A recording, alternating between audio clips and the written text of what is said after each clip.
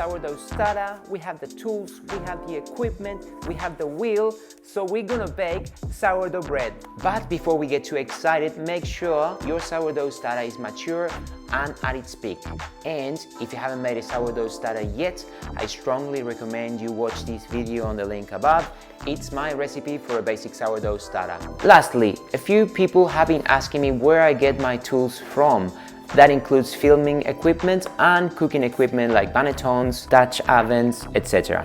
So on the video description below, I dropped a few links that are going to help you with that. Yes, I am part of the Amazon affiliate program, so for every purchase that you make through my links, I make a small percentage. Having said that, every single product that I listed below, I have bought from Amazon. So you're basically getting exactly the same as I have bought. Now, let's quit the talking and get baking.